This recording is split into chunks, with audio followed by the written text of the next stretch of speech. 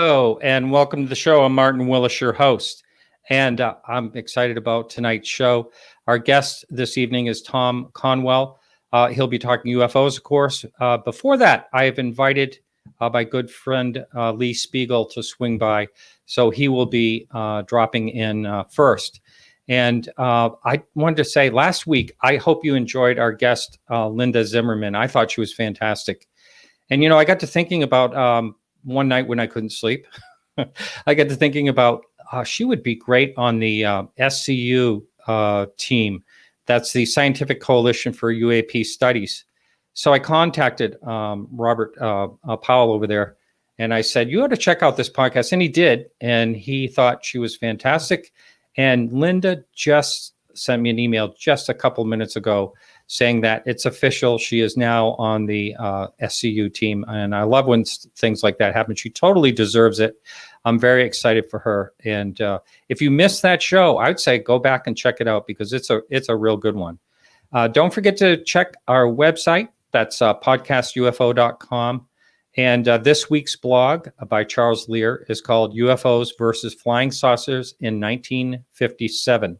An excellent read. And by the way, if you are listening to our podcast in our podcast feed, now Charles every week is doing an audio blog, and that'll be dropping in the podcast feed about midweek every week. So we always encourage people to read the blog, but because he has links to a lot of what he's talking about in the blog itself. But if you want to listen to the audio blog, and if you're driving, whatever, you can check that out. A couple of other things before we get started here. I wanted to talk about the Netflix Unsolved Mysteries episode, Berkshire's UFO. I don't know if anyone has out there has missed that, or if you get a chance, please watch it. I got to tell you, it is really, really a good episode. That whole case is just amazing to me. You know, before I knew it as the Reed UFO, and it's so much more, and it's just fascinating. And if you have watched that, you'll be familiar with Tom Warner. He's the artist in the show that was actually, I guess, the only person someone has ever witnessed that was in a beam that came down by a UFO and vanished right in front of this woman's eyes. And then he re-vanished a while later, you know, and dropped to the ground. It's just an amazing story. Anyway, Tom Warner is coming up on the anniversary, the September 1st, which is a Tuesday night. It's the 51st anniversary of the incident that happened back in 1969. So I'm really looking forward to that. I talked to Tom for maybe an hour and a half or maybe even longer today. Really nice guy. We have a lot of things in common, and it's really it's going to be a great show. I can't wait for that one to happen. Also, has anyone out there, if you haven't watched these videos on YouTube called the Body Language Panel, they are just amazing. They've actually tackled a few people in the UFO field and what their thoughts were in reading, you know, the signs of either deceit or not deceit. And so they will actually be coming up on the show too within a couple of weeks, all four of them. So that ought to be a lot of fun. And getting back to the website, Podcast UFO, you can see our Patreon link. Anyone can support the show. Thank you for all that do. If you don't, you can't, that's fine. Thank you for listening. We appreciate every single one of you.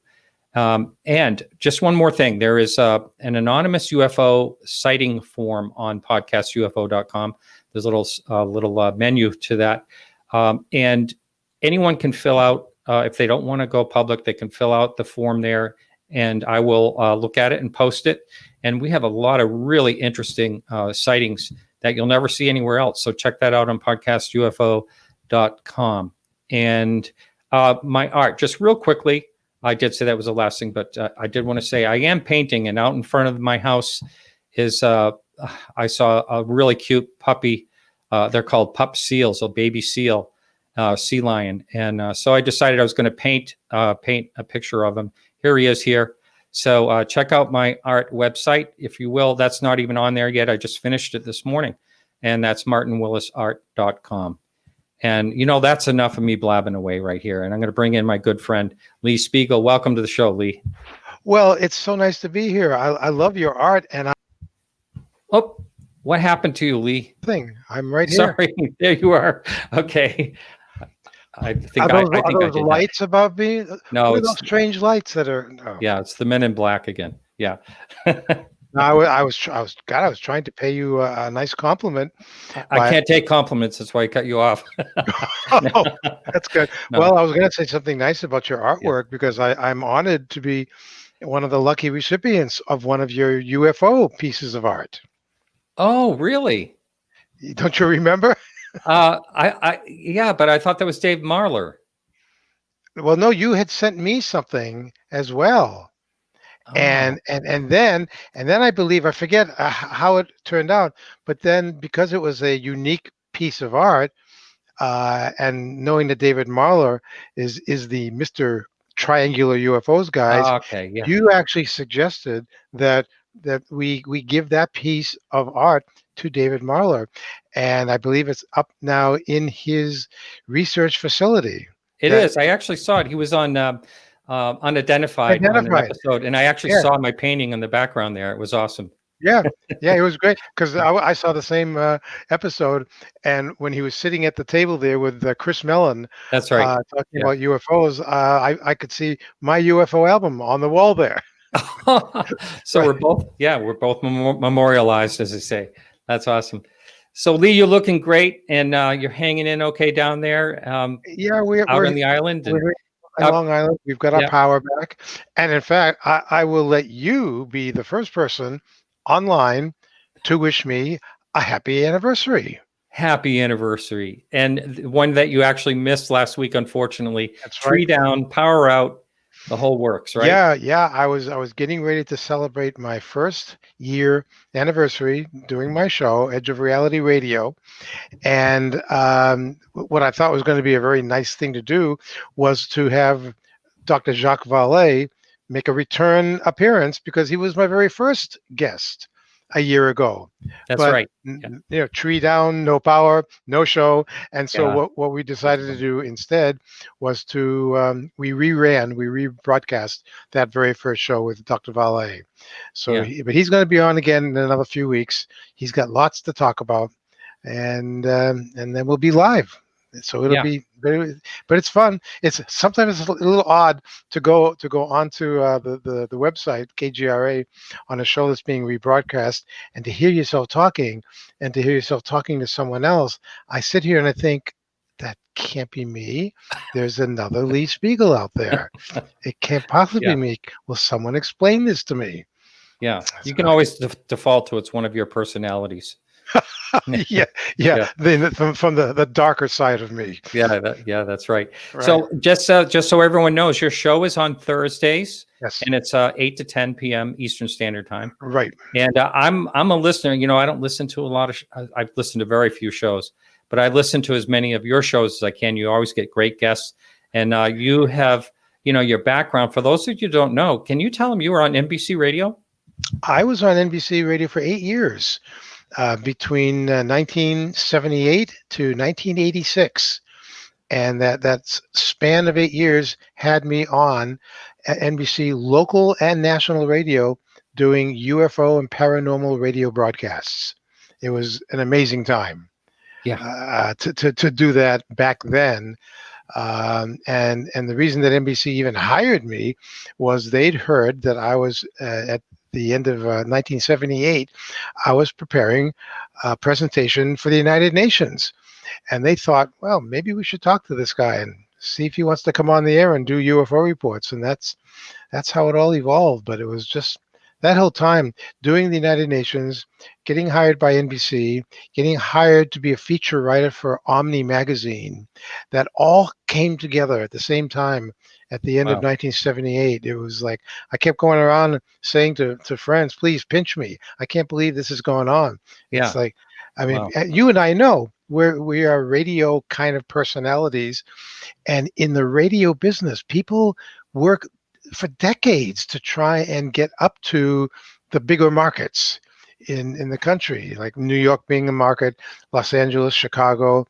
and my very first attempt at being on radio was in the number one market in the country, on New York, and I was there for 8 years. I couldn't believe my luck that kind of thing would happen. And look at what I was talking about: UFOs, poltergeists, living dinosaurs, Bigfoot. I mean, I was all over the place. That's amazing. Now, look, I'm going to ask you this because I can say it's happened to me, and just wondered if it's happened to you. Right. Have people shared things with you and say, "Hey, look, I'm telling you this off the record, but you can't tell anyone about it." Yes, and some pretty wild stuff. Yes, it does happen, and I'm okay with that, because if they come across in a really credible, legitimate way, then I'm fascinated to hear the story, and I understand why people don't want to share a lot of stories, because there is still that stigma in the world where people are afraid. Not only are they afraid to tell their stories, but they're afraid to report even the most minor and smallest of reports of some strange lights in the sky. People are afraid of ridicule. Duh, who isn't afraid of being ridiculed? It's not as bad as it used to be, but it's still there. But the people that mostly will come up to you or me or people in our business and say, "I've got something to tell you, but you can't really mention it to anyone else because I'm still sworn to secrecy," are the military eyewitnesses or the airline pilots.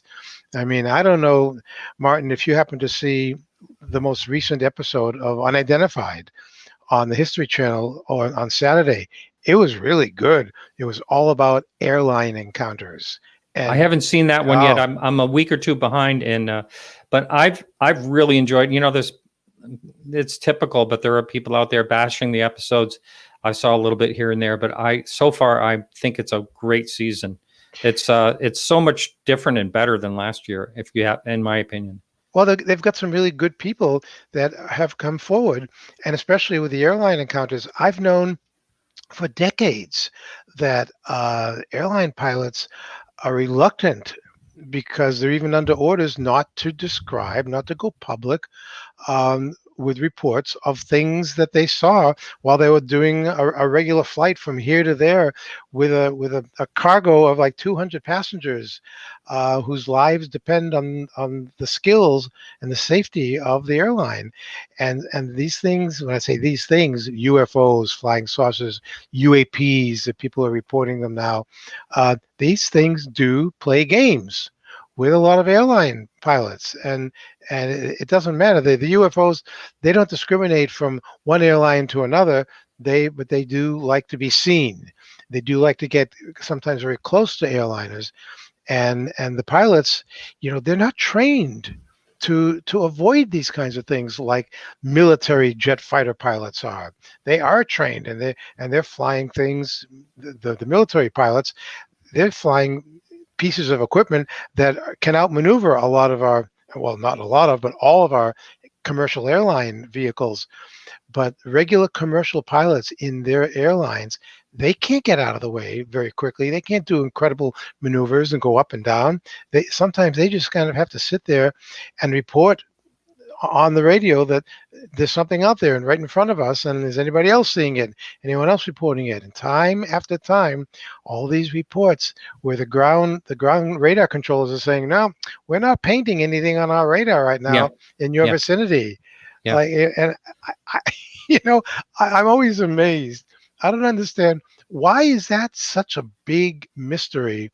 If we're talking about, when it comes to UAPs, if we're talking about a technology that's far in advance of what our technology is, well, then why can't they somehow cloak themselves from our little little 21st century radar scopes? That doesn't seem like a big deal to me, but people go, "Oh, if it's not on radar, you must not have seen anything. It must have been, Venus was out pretty bright tonight." Yeah. No, I want to continue on that, because I never thought, I have another thought on that as well. Yeah. But Stephen is asking if you believe there will ever be any congressional hearing on UFOs. Yes, and there have been before, and in recent years, there have been people on the Hill in Washington that have been talking about UFOs. They've had meetings with some of the Navy pilots who had encounters with UFOs over the last 10 years, and there is great interest on the Hill. There's a bill that's going through now that was I think it was put together by or promoted by Florida Senator Marco Rubio. Yeah. They're trying to get to the bottom of what's out there. What are these vehicles? Who do they belong to? And if they're not belonging to any nation on Earth, well, we can't really speculate on who they are or where they come from because we don't know. All that we know for sure is that there are things out there flying in our skies with impunity. They can go wherever they want, whenever they want, and they can show themselves whenever they want. They're in control of what they do. But because we can't get close enough to them to pin them down, doesn't mean that debunkers have the right to ridicule the reports. I have a real craw on my neck about that kind of attitude. I mean, just recently, I think within the last couple of weeks, I read something, I believe NBC.com had a story written by lead scientist Seth Shostak from the SETI Institute. In which I saw that. Talking about UFOs, and I like Seth. He's a very smart guy. But I believe that the scientific board of the SETI Institute, the Search for Extraterrestrial Intelligence, they're all very nice people, and they're doing a good job using radio telescopes to look for that cosmic radio signal in the universe somewhere that says hi. But they will not consider the decades worth of lots of evidence, of different kinds of evidence, that something is visiting Earth right now, right here, and some people are saying that they're landing in their backyards. We can't just throw all of that testimony out the window. Yeah, that's absolutely right, and I agree with you. I did read that article, and it's frustrating. Yeah. Now, the thing you mentioned before, like they come in and out, and they want to be seen. I think so. They have to, because someone brought up a really good point on this show one time, and that is, if why do they have lights? Why would they have lights? Yeah, and that's a good point right there. I may have even mentioned it on your show before too, because I've talked about this even on my show a few years ago. My younger brother Jim, was driving up in rural New Hampshire where I grew up, and one of his sons, Zachary, my nephew, said, "Look, Daddy, what's that strange light in the sky? Maybe it's a UFO." And they pulled off the side of the road and got out of the car and looked, and they realized very quickly it was probably a small plane that was on its final approach to a local airport. So they got back into the car and they're driving along. And Zachary says, "Daddy, why do UFOs have lights?" And my brother said, "That's a really good question, Zach. I tell you what, when we get home, why don't you call Uncle Lee in New York and ask him, because he might have a good answer for that." and so that's great. That's what they did. Zachary called me, "Uncle Lee, we saw this thing, and I want to know, why do you think UFOs have lights?" And I said, "Well, Zachary, the first thing that comes to mind is they obviously don't need their lights the way we need lights in all of our vehicles, whether it's planes, trains, automobiles. We need to be able to see each other, either people behind us or in front of us, so we don't crash into them. But the UFOs can do so many incredible maneuvers. They don't seem to need that kind of thing to keep them from hitting each other." Yeah. So the only other thing I can think of, Zach, is I think they just want to be seen.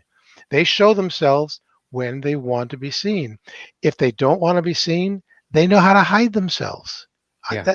I like to keep it simple, Martin. Let's keep it simple. They've got lots of lights, as we know from so many reports. They don't want to be seen. They have other stuff to do. Yeah, absolutely.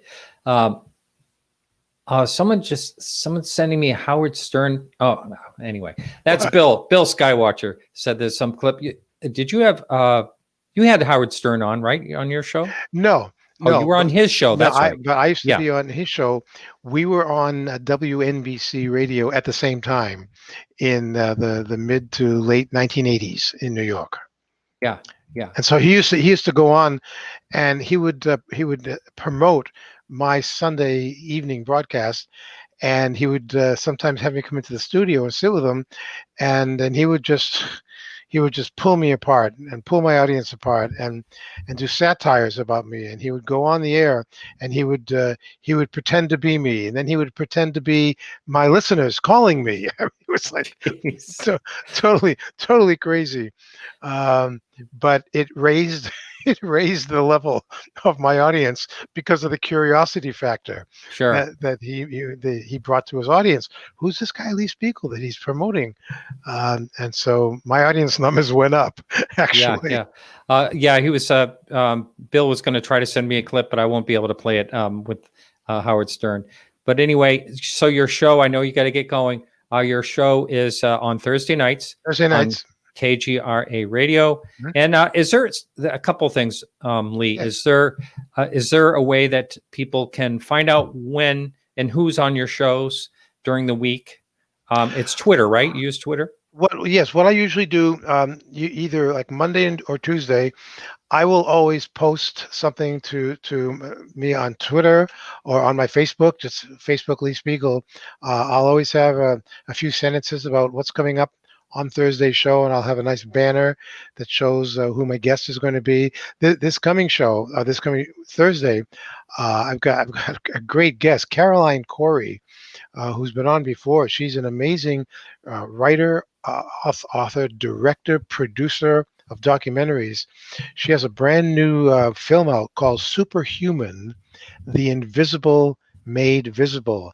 And she's so connected to scientists around the world who are doing amazing work with individuals, normal people, not magical people, not lamas from Tibet, people who have experiences with extrasensory perception, the powers of the mind and consciousness, mind over matter experiments. And when you see this film that she's put together, I saw it last night. It's incredible what people can do when they're guided under controlled conditions by scientists, real PhD university scientists who are flabbergasted at what people can do, and they're filming these people.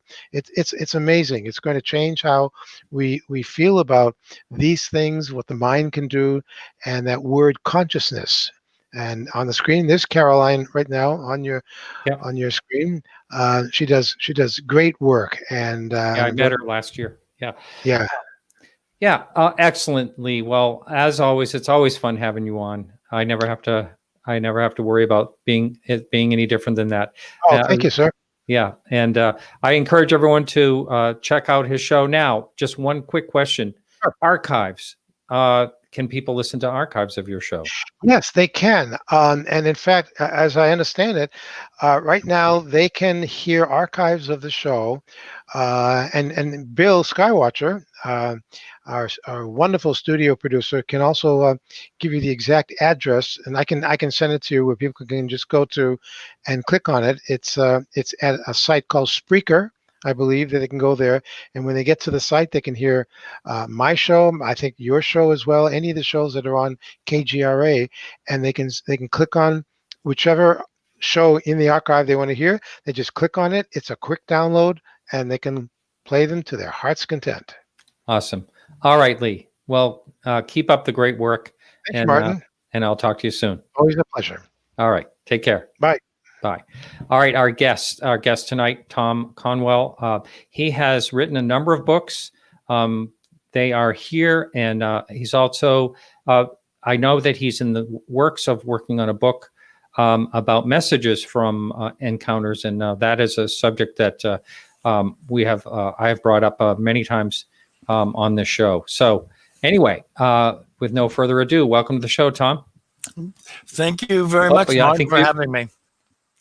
Yeah. Okay. For a second there, I thought you were still muted. No. I took it off. Yeah. Yeah. Yeah. So let's start at the beginning. When did you first get an interest in the UFO topic? Well, first of all, you have a background in electronics, right? Yes, I do. Yeah. A lot of years. I first went into electronics when I was in the Navy, and got my training in metrology, which is a science of measurement.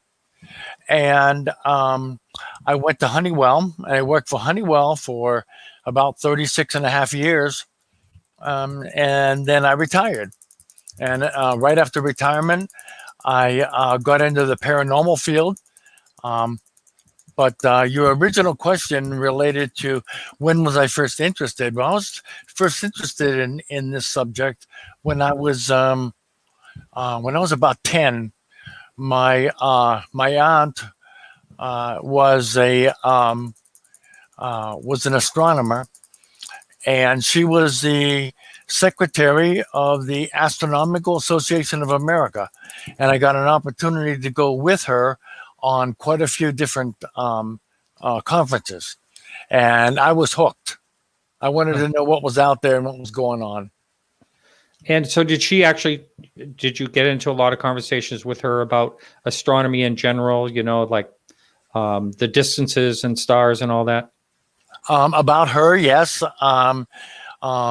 had quite a few long discussions concerning that, and it was very interesting because I was wondering when she talked about the distances and stuff. I was wondering, well, then how did the UFOs get here? Because I just assumed that they always were here. So I had to rethink everything and wonder to myself how they would put together their ships to go that kind of distance, because I knew that it was a big deal for us at that time to just get to the moon. Well, how did they get here? So it was very interesting. We had some very long discussions in our trips to the conferences. Yeah. How about that? Wow.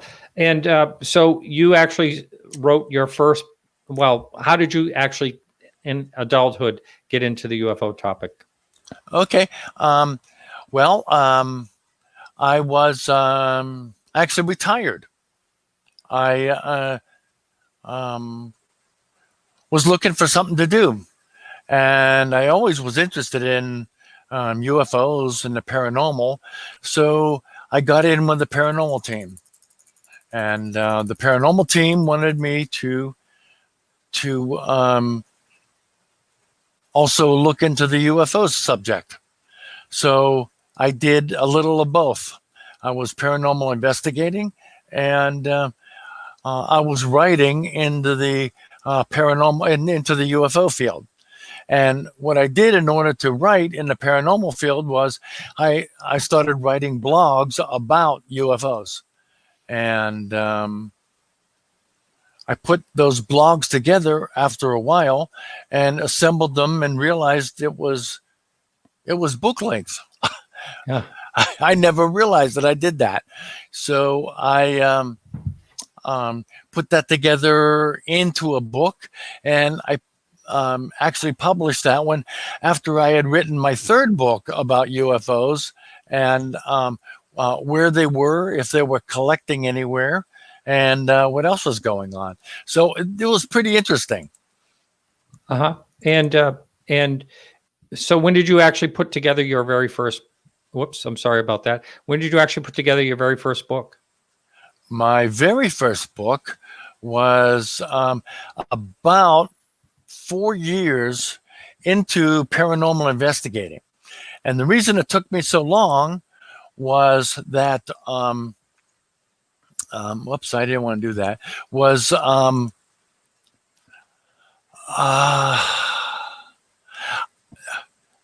I didn't set out to write a book. I didn't want to write a book. It had no interest for me. So what I decided to do was just to try to put together a bunch of maps And I realized that, well, these maps would probably give me something to talk about. And I'm going to share the screen here. And All right, go ahead and I'll bring it in. Just go ahead and click share the screen. Share screen. Okay.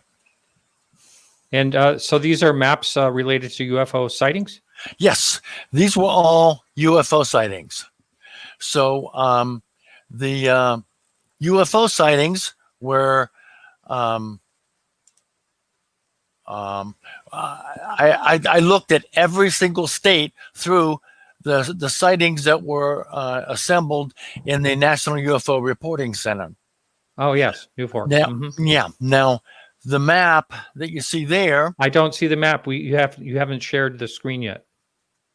I thought I did that several times. All right, so I'm not seeing it up. I'm supposed to be able to see it down here. I'm not seeing anything, but that's okay. We can just move on. Okay. Well, it's supposed to pop up on my screen. Oh, I can see something now. Yes. Okay. All right. Yeah. Here you go. Yeah, this is my UFO sighting map. And this is all from the National UFO Reporting Center. I realized the quantity of sightings that were here, it was just voluminous, the amount of sightings that were there. There's probably in an area of 75,000 sightings.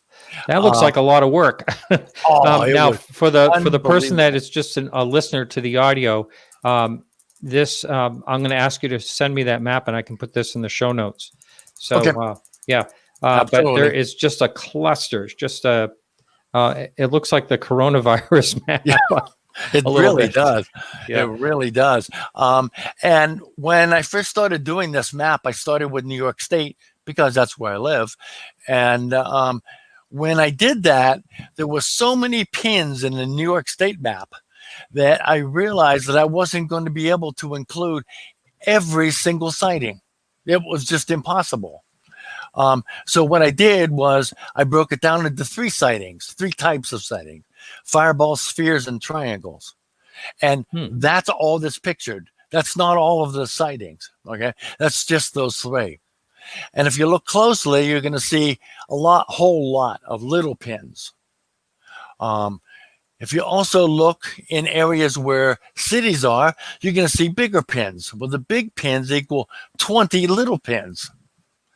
There's just was so many little little pins that I would have used that it was just impossible to put them all on this map. And when I got to the West Coast, it was an even worse situation because there was so many out there that I had to not only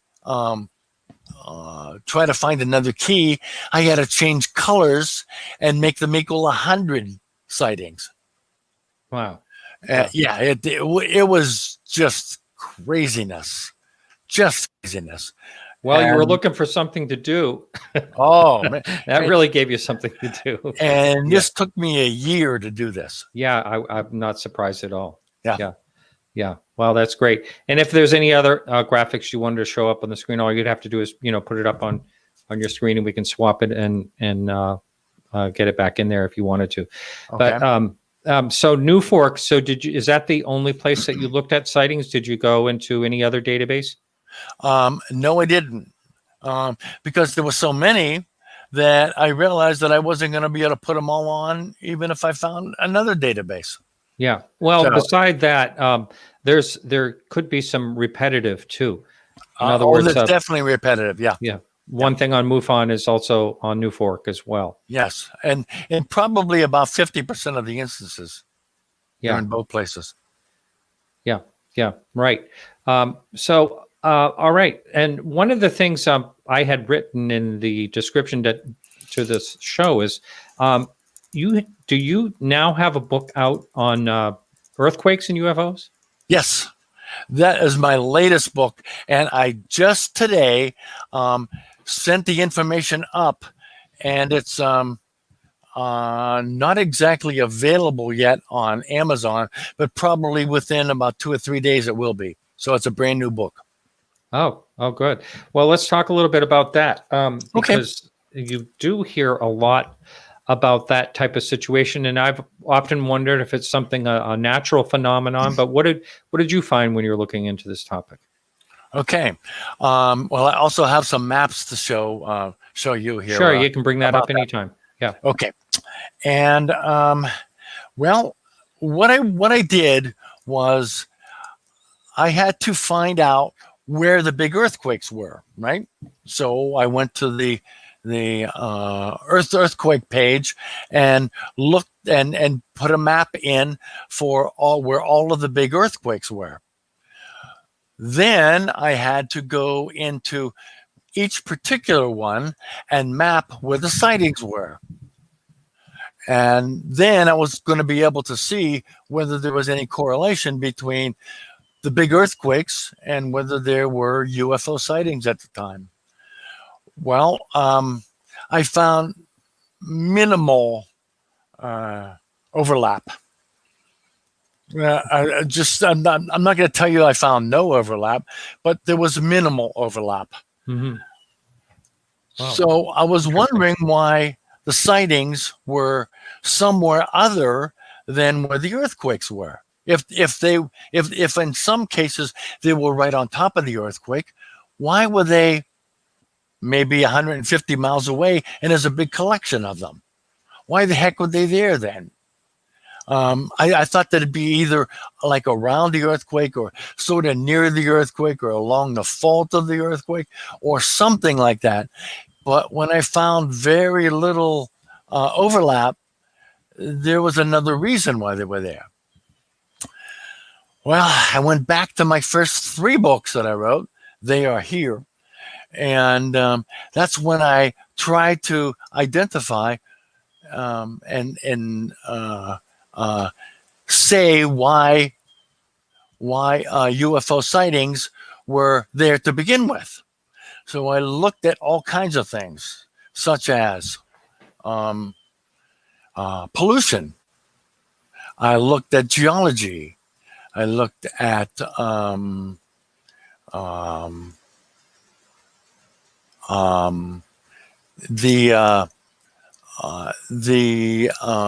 nuclear plants. I looked at rivers and streams, lakes. I basically looked at every possible reason why there's collections of earthquakes, especially based on the UFO map that I showed you.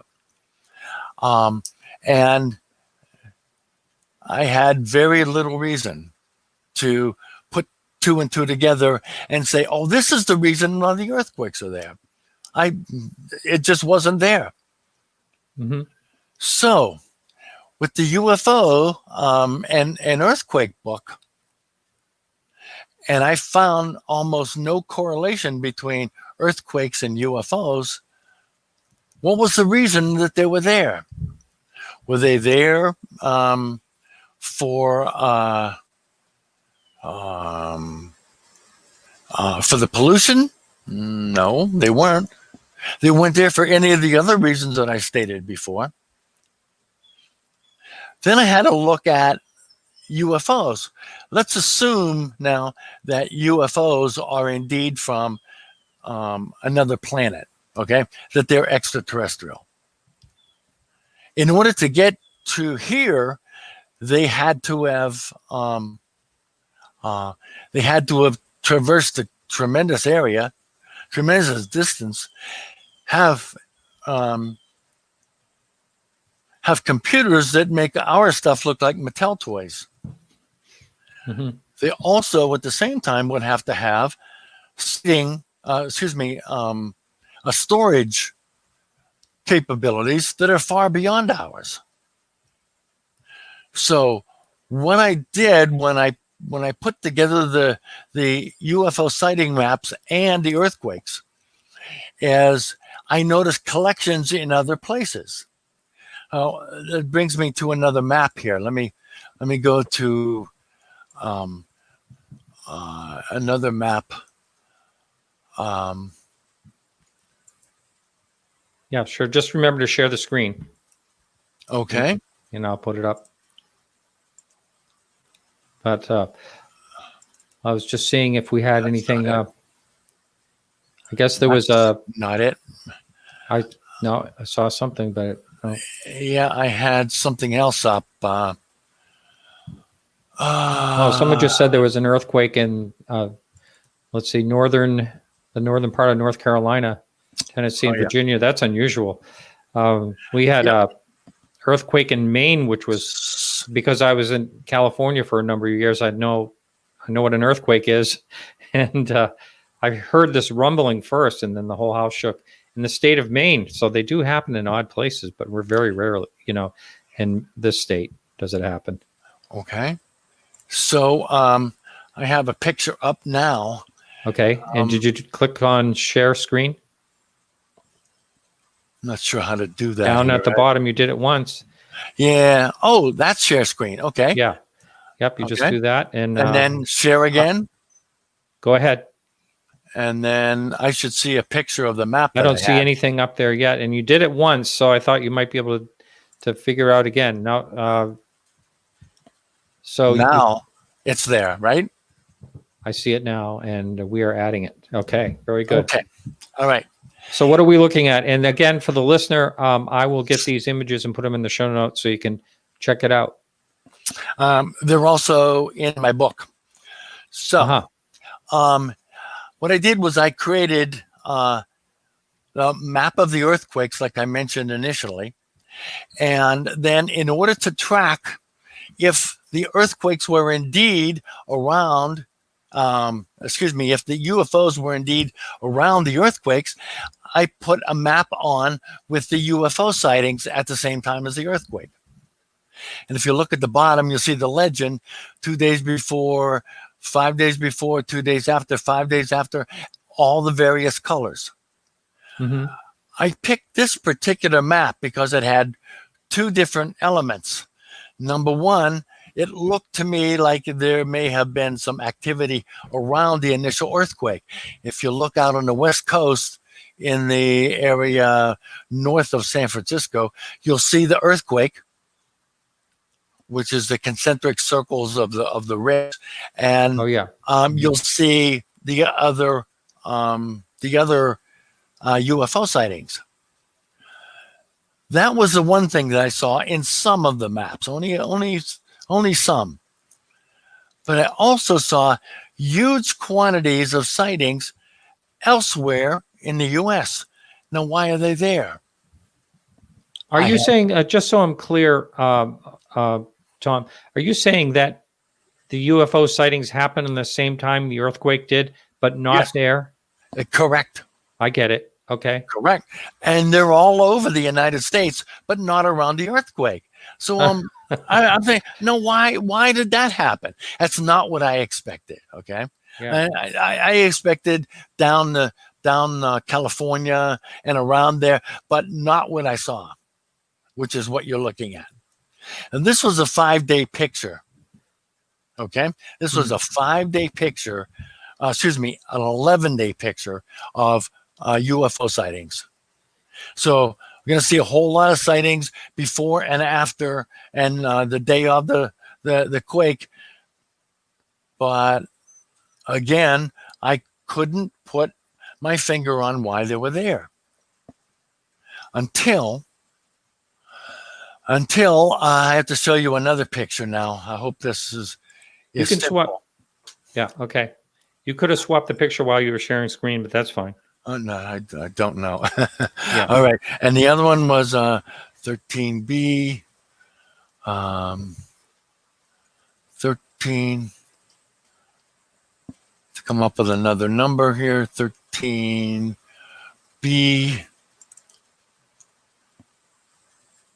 There's this picture. And how do I... Okay. Do whatever you did before. Yeah, I see. Wait a minute. There's something intervening here. I got to close that, and we can move on because we got to move on if it's going to be too difficult to do that. Yeah. Okay. Well, what I saw with another screen that I had is when I had just a 5-day window around the earthquake, 2 days before, 2 days after, and the day of the quake. What I saw with that was straight lines from the East Coast pretty much to the Mississippi River. Why were there straight lines across the screen? What was going on? Straight line sightings. I couldn't put my finger on it. It was as if they were scanning us back and forth across somewhat the same areas, and it would change every several days. So why were they scanning us if they have these tremendous computers and great storage systems? They don't need to scan us over and over. They just go back into their storage areas and look at what they're going to look at. There has to be some reason why they're doing this that requires them to do it continuously. It certainly wasn't geography, because as far as the geography goes, the geography would not change. So when you're looking there, yeah, all right, go ahead. Yeah, just so I can be really clear about this. So you're saying that these, say, an earthquake happened in California, and there's a direct line or a parallel line or whatever over to a UFO sighting that happened in the same night, and this happened repeatedly on these lines you're talking about? Or I think I've kind of lost where you're going with this. Okay. Let me see. There were straight lines across that sighting map, and the only thing I could figure was the straight lines were because they're going back and forth over the same areas. Oh, okay. All right. I had no reason to think that it wasn't for any other reason. They had to be looking at the same areas over and over and over. There's no reason for them to look at the same areas if it's geology or geography. There's just no reason to look at them. So I'm still trying to figure out. I think I just did it. Yeah, I see it now. Mm-hmm. You see it? Okay. Yeah. Oh, okay. drive me nuts. I had to click about 10 different things. Okay. Now, the green dots on this screen are all the day of the quake. On the day of the quake. And the day of the quake. And those are the green dots are UFO sightings. Yes, they are. Ah. Now, this is not the same UFO map as before. This is because there were 2 quakes in Nevada that were pretty large. But I showed this because if you look from, let's say, Iowa, right? Your eyes go to Iowa. Yeah. And then look across to Illinois, Indiana, Ohio, northern Pennsylvania, and New Jersey. That's almost a straight line across there. And I came across a whole bunch of these. As a matter of fact, there may have been about 17 out of 20 maps that I did. Now, but let me just ask you this. Could these also be the same UFO people are sighting in different states, like it's traveling? It could be. I don't know that. It could be. It could be different UFO sightings. I have no idea why. But there are straight lines across. And there's multiple straight lines. We have Arkansas through Tennessee and North Carolina.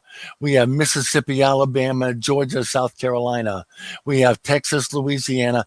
Okay, I don't know what's causing these sightings, just that there are straight lines. So I had to come up with a reason why there's straight lines. I didn't know what the reasons were. So what could continuously be changing that would require them to keep going back and forth over the same areas? They don't need to do that to look at geology or geography because they already have it in their computer. Can't be pollution that doesn't change that rapidly. Why are they having to go over the same areas? The only thing that's changing are the people. The people are changing because the people are awakening. They're starting to realize that they are seeing things in the sky. They are recognizing that they have paranormal experiences. They are seeing Bigfoot, and I'm not a Bigfoot fan, but all these reasons people are awakening. And this is the reason why they are seeing the things in the sky.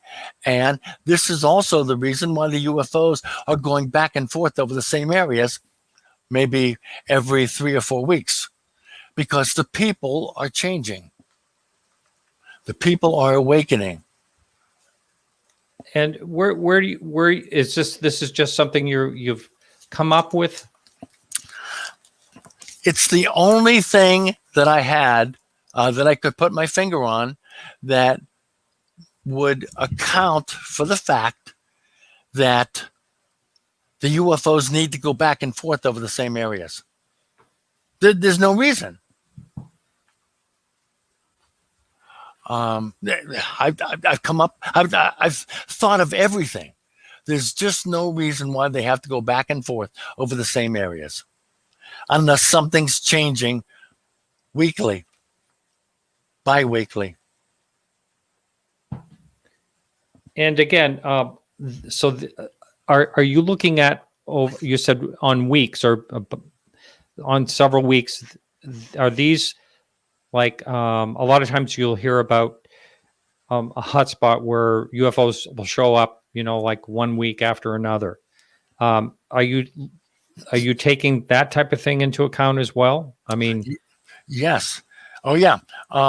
And in one of the maps that I put in my latest book, I circled about 100 different locations on my initial UFO sighting map that I showed you, the big map of the US with the pins in it.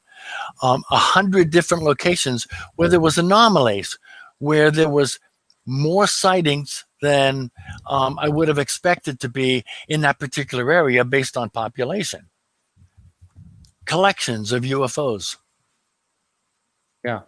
How about that? They are all over the place. All over the place. And I wish that I could like open my book and show you one page after another. I think I can't do that. But the only reason that I could come up with is the people are changing very rapidly on our planet. And there's a very, very short period of time where we are going to have a bunch of people who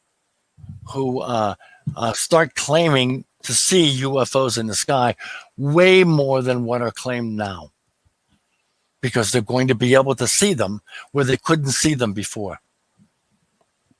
And this is how we're getting ready for them to finally be announced, I think. Yeah, that's my theory at this point, because there's nothing physical that I can see that would account for anything other than something non-physical that's changing. well, it's all interesting, and I do realize, I mean, I'm sure this is all, just theory, of course. Sure. Yeah. But anyway, well, it's all interesting, and we are ready actually to go into the break, and we got about a 3-minute break coming up here. So everyone, hang in there. We will be right back right after these messages. Go. All right, everyone, welcome back. This is Martin Willis, your host, and we are back, and I'm going to bring Tom back in here, and here you go. Okay. Tom? Hi. Yes, so we're back, and let's see. Now, there are a lot of people, you must have heard of the term earthquake lights, right? Oh, yes, Yeah, so that's a whole different thing. That's probably a natural phenomenon. it is. And it's kind of one of those strange things like ball lightning, but also, it must have to do with. Weird enough. Yeah. Yeah, Go ahead. you're breaking up. It's weird enough that people think that they're looking at UFOs when they're just looking at energy discharge. Yeah. I mean, there's so much pressure and pressure released, Yeah. in an earthquake. You can't even fathom the amount of pressure that happens that makes an earthquake happen. And another thing, when you look at mountains, anytime you look at mountains, there had to be a heck of a lot of earthquakes to get that mountain to be there, But yeah, so the Pacific Rim, the fault lines along the West Coast, the North Pacific. There's all kinds of areas where there's a lot of earthquakes and a lot of danger for earthquakes. But you're saying you think the correlation between UFOs and earthquakes is there isn't one, that they're far away, has nothing to do with real UFOs. I mean, Pretty much. People can't identify. Right. I could not say that UFOs are directly linked to earthquakes. I can't say that. Yeah, because they aren't. Yeah, and maybe you can do your next book on volcanoes and UFOs. Because I don't know if you've ever seen that, but there's a lot of people claiming they see, UFOs around volcanoes or even dormant volcanoes. Entering volcanoes. In Washington, matter of fact, one of the maps that I have is it shows active and inactive volcanoes, and there's, I think, 13 active ones in Washington State and 2 inactive ones in Oregon. There's 43 inactive volcanoes and about 3 or 4 active ones, and there's a couple of active ones and maybe 1 inactive one in California. And all of those were created not because of the San Andreas Fault, but because of something directly above the San Andreas Fault, which is the Juan de Fuca plate. It's a subduction plate that's going in under the Earth, and some way inland, it pushes up mountains, and that's what is responsible for the Sierra Nevada and the Cascade Mountain ranges out there in Washington and Oregon, and what's directly responsible for all of the ancient earthquakes that wreaked havoc with the planet. Right. Yeah. The moving of tectonic plates and all that. Yeah. Yep. It's there's some things about that I totally will never understand how all that works. But we're not doing a geography show, so we'll have to move on with this. But as far as the book, so do you actually come to any type of your conclusion is that you think it has to do with the human population? It sounds like. Yes. Because I could come up with nothing else.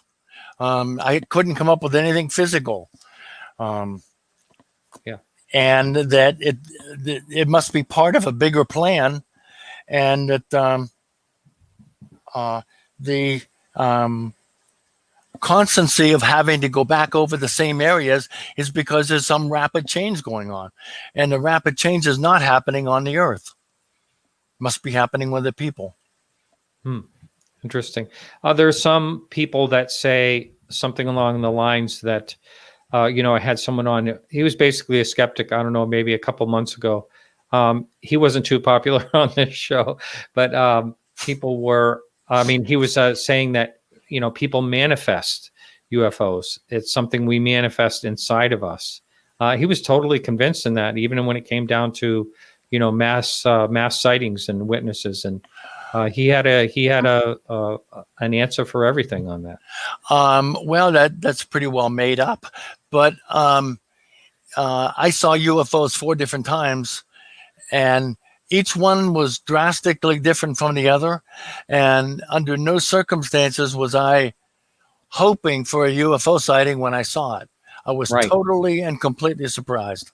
Yeah, it's that's why they can't be studied so easily, is because they're something you can never predict, and they're fleeting. So let's hear about your UFO sightings. It's always interesting to hear them.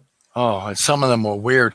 Okay, the first one, I was in the back room, and watching the tube, as I usually do in the summer, probably watching baseball at the time.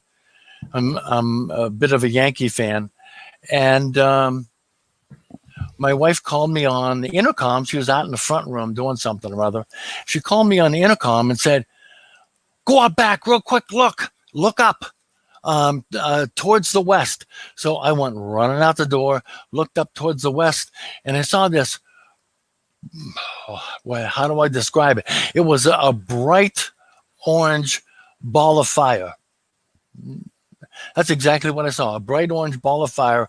And it was in my field of vision for about 3 seconds, and then it went behind a cloud. So is it possible that it was a fireball? No. And why is that? Yeah. It was dawdling along.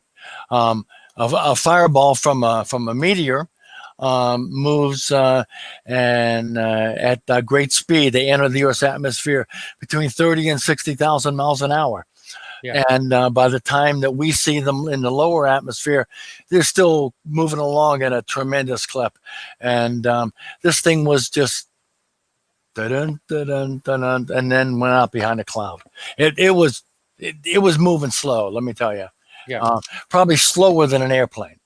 Yeah. And then my wife called me on the intercom again and said, "Quick, come out front. There's more of them." So I went running out front and looked up, and there were 2 more coming in, and they were moving very slowly. And right at some particular point in the sky, they changed direction somewhat and started angling upward. And again, these were balls of fire, and that's what it looked like. It looked like a repetitive fire that was twice as bright as the moon, and again, moving on the slow end of what I would expect an airplane to move. We're on the landing pattern for Albany Airport, and I see them all in the sky all the time. So these were moving at, I would guess, about 100 knots, very slow. And this one changed, or these 2 at the same instant in time, changed direction and angled upward. Well, now that was a total of 4 that went by, even though I only saw 1 when I went out back. My wife said there was 2 of them, okay? So that was a total of 4 that went by. And so I just stood there watching. And lo and behold, 1 more came through. Just 1 this time, not 2. And this moved across the sky slowly. At the same point in the sky, it changed direction, angled upward, and eventually disappeared behind some clouds as it was moving south. So that's a total of 5. And so I said, well, what do I have to lose? I might as well sit here and watch and see if they come again. Lo and behold, 2 more came through. And I was trying to figure out where they were coming from. I didn't see them come on or anything. So I watched them through the sky. They went to the same point in the sky, angled upward, changed direction in the same way, and did exactly the same maneuver and disappeared behind clouds. So I said, aha, I'm going to watch where these things are coming from, and I'm going to see what's happening. So I stared right at where they were approximately coming from, because I was sort of honing in on it, as I was watching. And two of them popped on. And by popped on, I meant go from black sky to super bright orange in the same portion of the sky. And they came through, and again, at the same area as before, they changed direction and went angled upward at about a 45-degree angle. I was starting to pay attention to the ball of fire and what that looked like. That was sort of resembling, I guess the only way I could describe it is a digital fire, as if it were done digitally, and it showed a fire, and it was really bright orange. Yeah. Did you think to get a camera? No. Can you believe? I couldn't think to bring a camera because I was in shock. I could not believe my eyes. You're not alone. Someone mentioned in the something about that in the chat, and I've heard a number of people say that was like the last thing on their mind because they just were so involved in what they were seeing. I didn't want to miss a thing. Yeah. And then as I thought about these sightings, the fact that they popped on, the fact that they all changed at the same spot, they all disappeared in the same area of the sky, I had to draw some conclusions from that. Number one, it was if they were digitally created because of the fire. Number two, they were extremely bright, so I'm almost theorizing that they were probably drones, not UFOs. Not the kind of drones that you'd buy on Amazon. These were super duper drones, but they were there to do one thing. That's to show themselves. There was no other reason for them to do what they did. None. So I believe that they popped on in that area of the sky to show themselves to the people in this area. Now, did anyone that you're aware of, anyone else see them? One other person saw them, but nobody was looking up because nobody ever looks up. Yeah. That's I always end the show, keep your eyes to the sky, because you're right. that is there's no reason for a lot of people to look up. I've always had a curiosity of I love looking at the stars and watch satellites go over things like that. I always have, but not everyone's like that. Yeah. When I took the garbage out previously, I always had my head down. I head down, take the garbage out, and my head was still down as I came back up. Not anymore. My eyes are up, and I'm looking at everything. Yeah. Well, anyhow, that was the first group that I saw, and there were 9 of them total. Wow, that's amazing. Yeah. The second thing that I saw one the following night that was moving perpendicular to this other one. This one was not a fireball. This was an orange sphere, and it was big. And it was moving west to east. And I thought that was pretty unusual. And that's a different path than the other one. The other one was north to south. I see. And the north to south one traveled right along the Hudson River. Okay. Yeah, very interesting. Well, I'm sure you heard of the Hudson River Valley sightings. Oh, yeah. They were about 70 miles south of here. Mm-hmm. One thing I want to ask you before you move on, was there any sound? Nothing, not a peep. Yeah. Mm-hmm. Not a peep. Not unusual. Oh. And believe me, I was watching and listening and doing everything I could possibly do to try to categorize these things in my mind. As a matter of fact, that's what made me write what I wrote in my first book about UFO fireballs. And I was able to track the differences of what people were seeing and put it into one great big matrix. And there's about 40 different things about UFO fireballs that are different from spheres. And it's all pretty interesting. It really is interesting. So anyhow, the third sighting that I saw was in, I was on vacation in New Hampshire. And I was watching the sky again, like I normally do. It was very dark. And I was looking up at the sky. And I remember saying to myself, oh, it sure would be cool if I saw a UFO. About 3 or 4 minutes later, I saw this enormous red flash in the sky.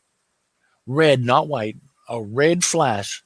And out of the middle of this flash came this white streak that moved across the sky faster than anything I've ever seen.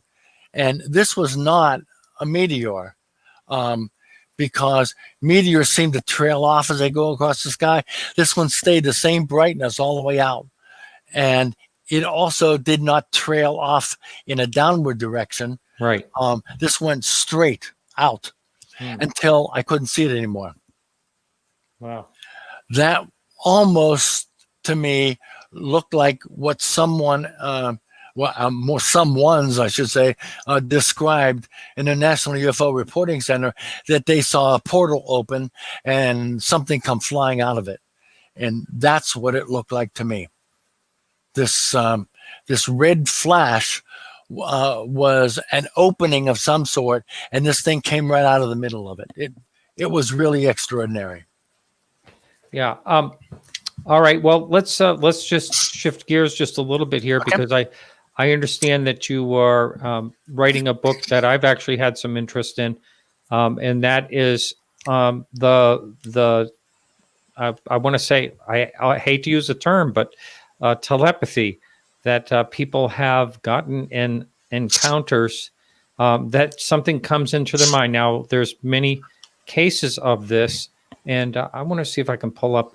I had a video of a guy actually talking about that. I don't think I'll be able to do this on the fly, but there's actually you're thinking, or you're starting to write a book about that situation. Yeah, I'm already doing the research on it. What the first thing that I did when I became a ufologist was I was kind of curious about the abduction phenomenon. I heard a lot of people mentioning it and talking about it in UFO forums and stuff like that. And I wanted to know about it for myself. So I pretty much announced that I was a ufologist, and people started coming to me. Can I tell you my story? Yeah. Mm-hmm. You know, so I said, sure. And I made a time to sit down and talk with them. We used Skype, and people would tell me what was going on. But I wrote up a long list of questions that I was going to ask them.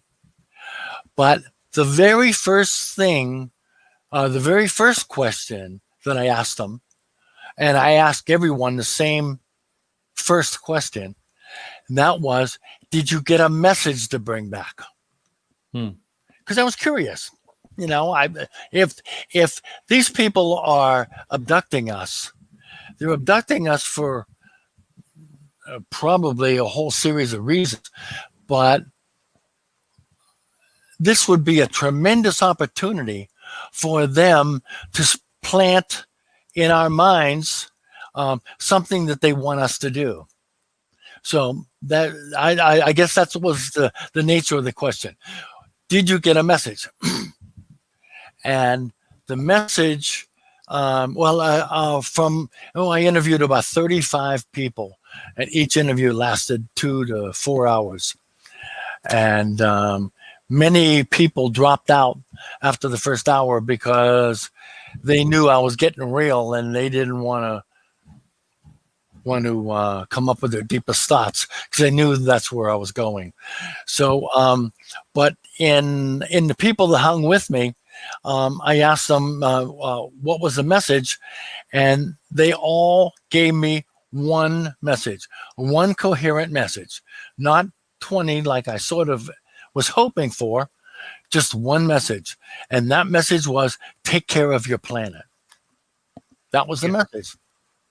That's come up many times on this show, actually, in different ways. The Ariel School encounter, and I was just trying to pull up one of the witnesses in that to see if I can get the time when he talked about it. Mm-hmm. Well, the message of take care of your planet rung true with me and was always in the back of my mind. And I tried to work through the databases of the National UFO Reporting Center and state all of the things that the database was telling me. And I always wanted to write about take care of your planet. So I started doing research on what does that mean, take care of your planet. Well, it must mean something to do with perhaps the global warming question, the pollution question. Are they all related? Are they interrelated? Are we overpopulating? Are we over garbaging the planet? Should we be recycling? All of these things enter into one great big question. And that great big question is for us to take care of our planet and how we should be doing it. So I've been researching that for about the last 4 weeks. And that one is going to be a nightmare to write, because I wrote an outline for it, and the outline took me 3 pages. So how long is this book going to be? Oh my goodness. It's going to be awesome and awful at the same time. So when do you know when the earliest encounter was, as far as years ago, where that message was said to have happened? With the person that I interviewed? You mean with anyone I interviewed? In particular, that message. I know that you're in the midst of your research, but I'm curious to know when people first started hearing that. Boy, I don't know. The first time that I heard it was from one of the abductees who talked about it. And she was about...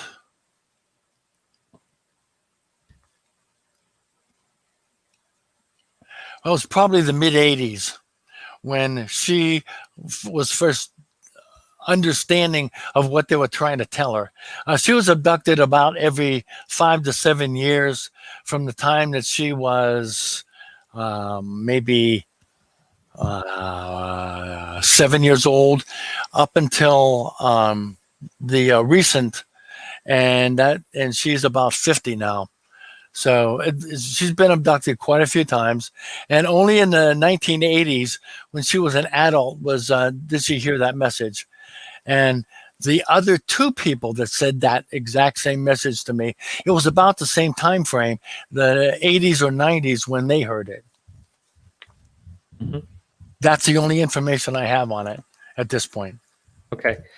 All right. I'm just putting in the chat room. If anyone has questions, please put your question in all caps so I can catch it. And okay. Also we're going to be taking calls here in just about 10 minutes or so. And so that number, just to let people know ahead of time, if you want to write it down. If you're people listen to the show in 3 different ways, so it's not always available, but to see. But that number is 855. Here I am forgetting the number. It's 855-472-5483. So write that number down. We'll put that number up in just a minute. And where were we? So Oh, by the way, there's a meteor shower tonight in North America. If you're listening and you happen to catch the show live, you want to get out between 11 on the East Coast. You want to get out between 11 p.m. and right through the dawn. It's going to be a great meteor shower. So check that out. I love that stuff. Unless you live in upstate New York and it's perpetually cloudy. Oh, yes. Well, it's sunny here on the East Coast. We have a question in chat that just came up from Bobby. Bobby, I've known for years. Actually, met him years ago. Can you talk about the strangest case that you interviewed? Unfortunately, I can't give any specifics because I've told people that I won't release details of the private stories that they told me. But actually, there were two of them. The one case that was very interesting is that after being abducted like every 6 or 7 years, she's in constant contact with the people, with her abductors. As a matter of fact, all she has to do is think of a question, and she can think of the question, and they'll respond to her. I thought that was pretty interesting. Like, oh my goodness. Okay. And the other one was also a young lady who was abducted and had 4 different races of people at the same time in her home. They all came for her, and she had a short gray, a tall gray, a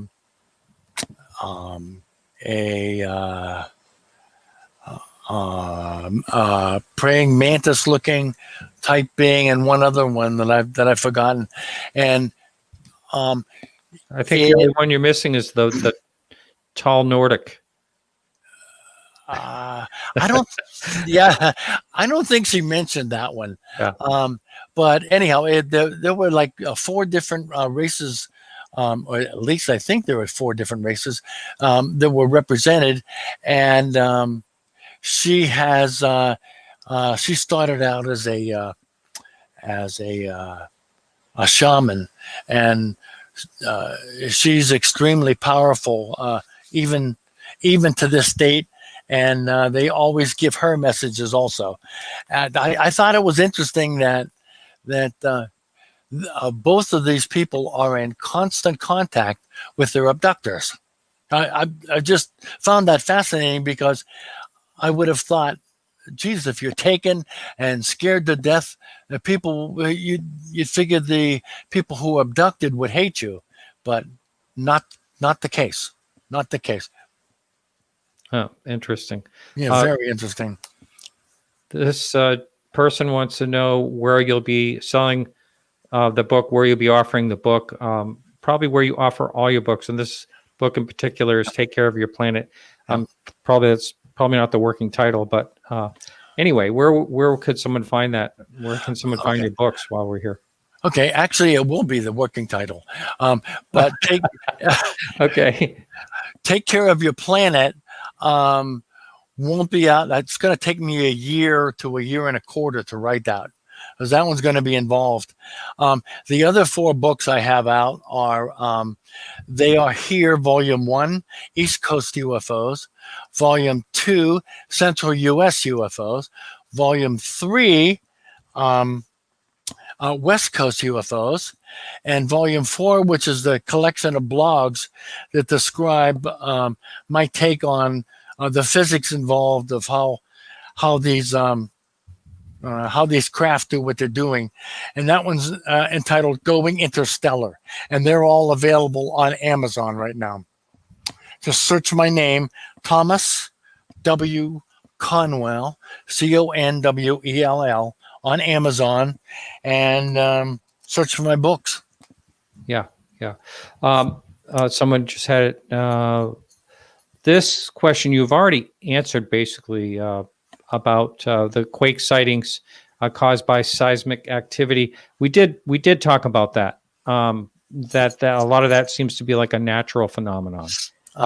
When the sightings are seen, the earthquake lights, so to speak. And this question has come up. Have you ever looked into embedded chip or strange object? In other words, people talking about implants, anyone that you interviewed? There were two people in particular who talked about implants. I believe that everyone who is abducted has an implant. That's how they find you. But there's two people that talked about implants, and they said that they know where they were implanted. And I didn't want to get involved with doctors or anything like that, because this was already done by I can't remember the guy's name now. Dr. Crap. I can see his face. Lear. Yeah, Lear. Roger Lear. Yeah. Yep. And I didn't want to try to reinvent the wheel. He already did such a wonderful job with it. If anyone wanted to try to get their implant out, at the time I referred them to them. I don't think anyone's taken over since he's passed away. I don't think anyone has taken over for him. I don't think so either. Yeah. Since he died, I was out of luck at that point. Yeah. All right. So the lines are open, and Bill will be standing by to screen your call. And that number again is 855-472-5483. And I'll say we have another question that just came up here in chat. And what are some most commonly described smells from these experiences?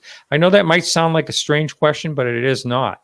That's actually what an interrogator will ask, when someone has any type of experiences. That's part of our senses. Yep. The only smell that anybody ever described to me was cinnamon. Huh. How about that? I don't understand the nature of that, but I think it has something to do with the gray aliens themselves, and perhaps it may have something to do with how they ingest food. They put something on their bodies and absorb it through their skin. Brett just put a comment up there. Sometimes people in an encounter have a smell of rain, and okay, that's a possibility. I don't know if anyone's ever been around lightning strike, but the smell is pretty amazing. I mean, it's the air never smelled cleaner. I can't remember exactly what they call it. Yeah. One other comment on that is someone described to me a smell of ozone, but it was fleeting. Yeah. That's it. Right. That's what I was trying to think of. Okay. Yeah. Here's Joe in the chat room wanted to know, how do you control for people lying during your abduction interviews? That's a tough one. I've asked people like Kathy Marden, who's interviewed hundreds and hundreds of people. There's some telltale signs. And actually, if you're going to be watching the show in a couple of weeks, we're going to have a panel on that talks about body language and deceit. And we can all pick up some tips from these guys. I heard you describing that. The only thing that I had going for me is that I would ask the questions posed as different questions throughout the interview, and I'd look for consistency. That's about the only thing that I had, because the people were on a Skype thing, and they can show me their face, but they could be, bouncing their legs or something like that. Yeah. Trying to control their emotions. I would never be able to see that. But if they were inconsistent with their answers, or they said something that I'd never heard before, then I'd try to get into it a little bit. And if it was like really different than anything I've ever heard before, then I'd say they're maybe making it up. Yeah. It's awful hard to tell because so many of the stories are just so darn weird to begin with. And Yep. I've said on this show, sometimes I like the extra weird ones. They almost seem more credible in a way. Sometimes I heard a couple of really weird ones, but then when I heard the weird thing repeated again to me by somebody different, then I thought, well, maybe this isn't so weird. Yeah. You know, so Yeah. Question here again. Try to put your questions in caps if you can, so I catch them. And also, the line is open, and that number is right up on the screen. It's 855-472-5483. Have you worked with any other abduction investigators? That was a question from someone in the chat. okay, no. And I have not done that because I didn't know anyone doing it. And I did not want to start out doing abduction interviews. It was never my intent. What I really wanted to do was write about the physics of UFOs and how they might be doing things. That's all I ever wanted. And then people started coming to me. And it lasted for approximately a year and a half, where I did my last interview, because what was happening was I started having dreams and being awakened at 3 a.m., 4 a.m. with these weird stories that people were telling me, that almost as if it was happening to me, but I realized that what I was doing was reliving them through the people telling me the stories. I didn't want to do it anymore. Yeah. Wow. So I mean, I had enough. Yeah. All right. We have a caller. We have Ronald calling from, is it Montana? Ronald? Minnesota. Oh, okay. Minnesota. Yeah. MN. I can never remember the initial. I haven't called in for a little while, so I know with this time you forget what day it is and everything. You don't know what we're doing half the time. Yeah. Yeah. Well, at least you know you're in Minnesota. Yeah. Yeah. The show. Tom, I had a question for you. I know Martin has had an experience, but now for you as a researcher, have you had your own experience, and do you compare your experience with your answers on your research? Do you mix the two, or can you separate your experience from your research, or do you compare your experience or your research in one? Ronald, did you just tune into the show? Because he did talk about his UFO sightings. Oh, yeah, I think I was a little bit late getting here, so Okay. I apologize. No, that's okay. Ronald, it is, I think. Yeah.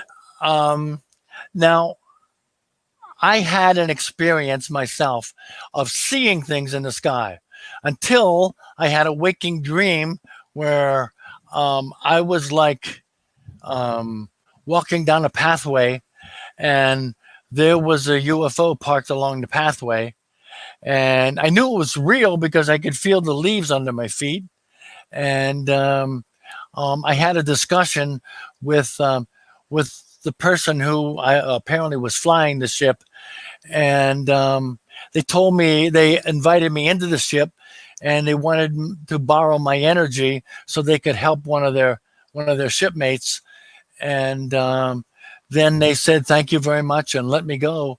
And I woke up immediately afterward. Now, was it a dream? I don't know. It sure was real. I felt scratches on my feet from walking out in the woods barefoot. Did I actually see them? I can't be certain. But to answer the one specifics of your question, this was unlike any other story that anybody told me.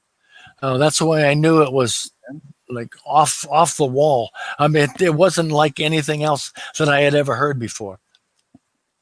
I like that. Okay, interesting. Yeah, very interesting. So do you have trouble comparing stories of experiencers or people that you find to be factual? Do you have difficulty, not really trouble, but difficulty maybe okay, well, this happened in this one, but it didn't happen in this one. What's going on here? Like you were mentioning the earthquakes and things like that, and then I heard somebody say volcanoes. You got to do one for volcanoes now. 'Cause, Hawaii has a lot of volcanoes. California might have a volcano, and some of your I can't remember where else, but anyway, there are lots of places that have volcanoes here on planet Earth, and so that could be some kind of energy disturbance that causes that to happen. But we're talking about Old Faithful, that's going to go someday, and that's going to be big.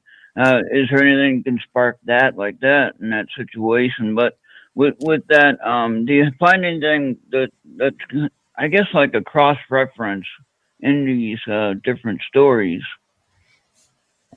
Okay. Now there are similarities in the stories. Okay. And that's one of the things that I look for. Something remotely similar.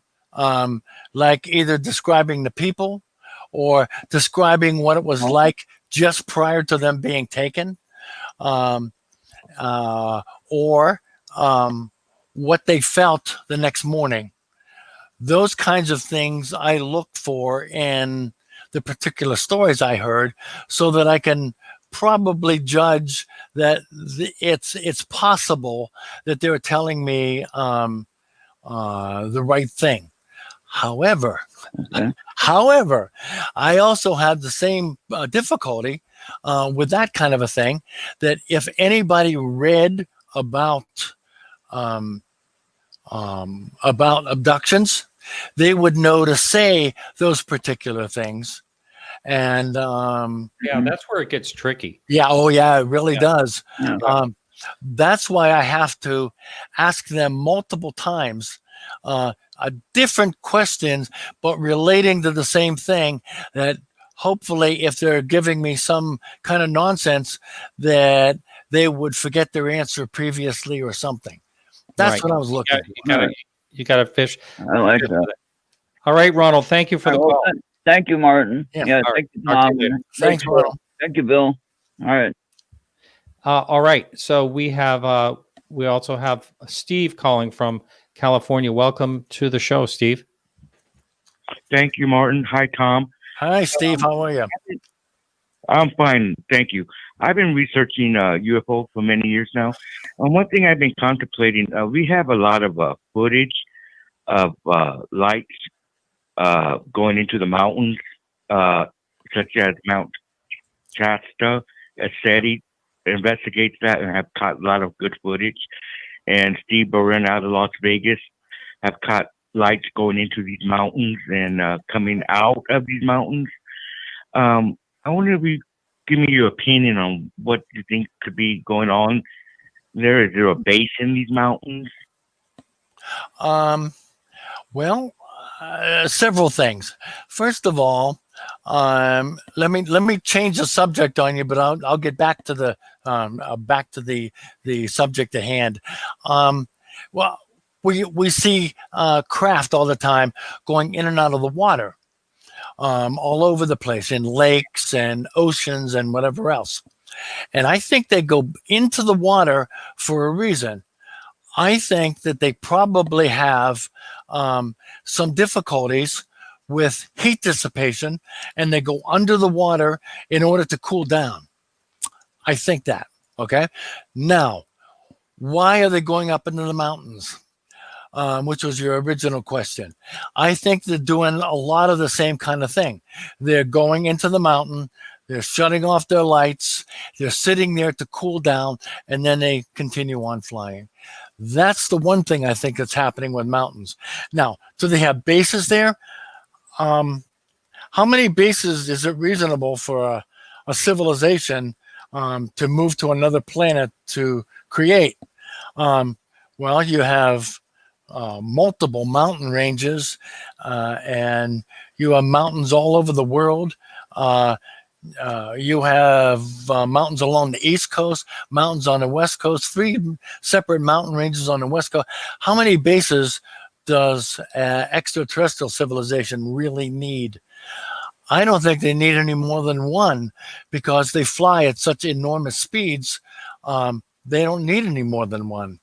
So I don't think, this is a personal opinion, I don't think when they go into mountains that they're all going into bases. I think that there's one base somewhere, and I don't know where that base happens to be, by the way, but there's one base somewhere that they fly into and stay, but they most likely are looking for, I don't want to say hiding spots, but areas where they can cool down their craft or sit and do research or whatever it is that they do. Maybe they do major uploads to satellites or something like that. But they all are doing various things when they go up in the mountains, and it's not all to bases. That's just my opinion. That's very interesting what you said. But one more question, if I may. 60% of the sightings that we're catching on video or on footage are orbs. And there's been different theories about these orbs, that they're possibly some kind of light beams that can transform into light and travel. And I was wondering if you could give me your thoughts on what these orbs and what are they. They seem to be intelligent, or light, or an energy. There's been a report that these from contactees that these visitors have come out of an orb and transported back into light. Okay. I apologize. My doggy just took off. Okay. Let's see. We're a pet-friendly show. Yeah, that's good. She's been good, really. Orbs. I believe the orbs are their form of ship. And I also believe that their ships are multifaceted in that they can transform into other shapes dynamically, just while you're looking at them, just move into something different. That's part of their technology. I think, though, that the orbs, the spheres, whatever they're called by, are the basic form of their ship, and they show themselves to us in multiple ways. Interesting. Well, Steve, hey, thank you for the call. I agree. Thank you so much, gentlemen. Great. Nice talking with you, Steve. All right. So, we have a couple of questions in chat as well. I'll just pull these up. Have you ever done any investigations regarding crashes or any earlier cases? No, I'm only a database guy. Okay. I see. Okay. So you don't actually do regular boots on the ground, as they say. No, I do not. No, yeah. I'm not 30 anymore. I have had a heart attack, and I have to really be careful what I do with myself and walking through the woods. I don't want to be doing that. So, yeah, sure. Okay. Let's see. We have this question too. What are hi, Mary. Always nice to see you in here. What are the shapes of the crafts that people saw? Isn't it a variance of them? Oh, yeah. Before we get into that, I just wanted to answer something that came up in the chat room, because I'm getting firsthand firsthand in regards to James Fox movie called The Phenomenon. I saw someone posted in chat earlier that it was coming out within 1 month, and I just wanted to clear that up. So this is directly from one of the producers, just came to me right now. And he says, all that we're saying at this point is that the movie is supposed to be released next month.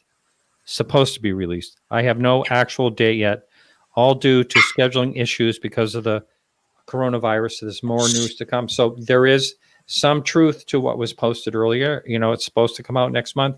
And I believe you will know about it, because I'm going to be pumping that movie up. And hopefully I'll get James on along with maybe someone else as well. So anyway, here's the question again. What are the shapes? Sorry for that, Jag. Okay. This brings up an interesting story, the shapes. There are if you look at the National UFO Reporting Center and start categorizing and write down the name of each particular shape that somebody sees, you're going to come up with about 48 of them. Yeah. Now, does that mean that they're all different, all from different civilizations and all? No, it doesn't mean that at all. I believe that when you put a shape of something up in the sky and you look at it, with the exception of a sphere, if you look at it from different directions, it looks different to you. And a lot of what people are seeing are the same kind of thing looked at from 4, 5, 15 different angles that get reported differently. And I think that's a lot of what the shapes are. I think there's I probably agree. about 7 different shapes. Yeah. And what I did in my first 3 books is I took the 50 different shapes from the National UFO Reporting Center, and I took them and combined them into 7 shapes. And the reason I did that is so that I can compare the shapes on one graph so that I could see what was changing from the 1950s to the present. So I could put all 7 kind of categories on one graph. And I think that was probably a pretty good thing to do. But there are a lot of different things that people are seeing, and some of them are really weird. And I had to combine them into something else that may not have made sense, but I had to compress them so that I could get good data on it. But yeah, the people describe up to 50 different things, and Yeah. there's some crazy stuff. Yeah, I know. I've heard some crazy stories of, a friend of mine saw something look like a perfectly square box, with lights on it. Yes. And it was floating, it's such a weird thing. Yeah, I know. But, you just made a really good point, and thank you for that. And that is basically that the times that people are reporting, sometimes the cigar shape UFO could actually be a disc, at an angle. Yeah. Oh, yes. There are different ways that you can see things just by, their distance and angle. Yeah. And totally different. I had firsthand experience with that.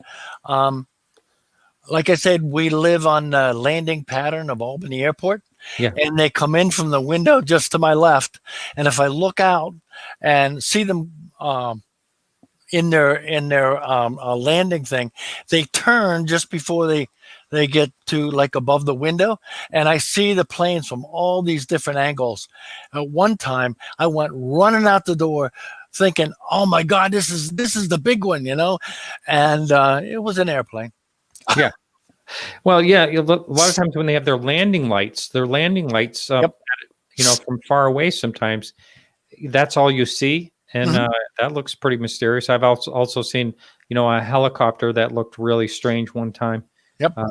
But yeah, so I can understand why, people can think they actually see something when it's something very explainable. That does happen, in a majority of the cases. Yes. But the ones that you can't explain, those are the ones that keeps me doing this show. Yeah. So. What I did with the National UFO Reporting Center database is I read every single long report. Oh, wow. There's 75,000 reports here, and I read every single one of them. And the reason I did is because when the Newfork would describe a sighting, they may say, this sighting is a disc. And then you read the report, and it's really a sphere. So what do you do with that? Do you relabel it? Do you delete it because they're not sure what they're talking about?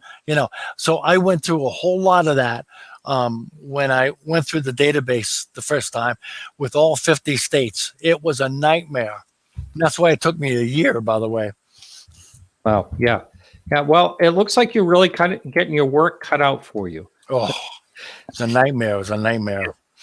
Yeah, but you must enjoy it. It kept me occupied. Believe me. Yeah, and this next one you're doing, to me, it sounds really intense, and it wouldn't hurt for you to check out. I mentioned earlier the Ariel School. I don't know if you've looked into that. Yeah, I read about that. Yeah, there's some great footage on that too, with a lot of people describing what they've seen. So we just have a minute or two left here, so you can find your book and upcoming books on Amazon. And you just search your name, and that's Tom Conwell. No, That's, Thomas. C-O-N. It's under Thomas. I write under Thomas, right? Thomas. Sure. Yeah. Thomas W. Conwell. Yeah. Okay. And also, again, I'm going to expect to in the email, if I could, those maps for anyone that's listening to this show audio that didn't get a chance to see it on YouTube. All you have to do is go into the show notes, and I'll post those maps up for you. So thank you so much, Tom. It's been a real pleasure. It was a pleasure for me too, and I especially love the call-ins. They're a lot of fun. You really don't know what you're going to get. That's right. Well, we have a good screener too. So yeah. All right. Well, stay healthy. Okay. All right. Thanks, you too. All right. Take care. Okay. Bye. Bye. All right, everyone. So next week, let's see. We have a Greer on the show, but not Stephen Greer. We have John Michael Greer, and he's going to be talking about a book that he has called the UFO Chronicles. So stay tuned for that. And as I mentioned before, we have all kinds of really interesting guests coming up. And I think I'm pretty excited about quite a few of them. So let's see. Let me just get into the right place here. And that is going to do it for us tonight. Thank you all for listening, and thank you all for working behind the scenes. Bill over there at KGRA Radio. And if you're on KGRA Radio tonight, there's a new show. And I'm sorry, I was told quickly what it was, but there's a show. So hang in there for that, a new show. And there's a lot of hosts on that show. All right, everyone. Thanks so much, and see you next week. Remember to keep your eyes to the sky.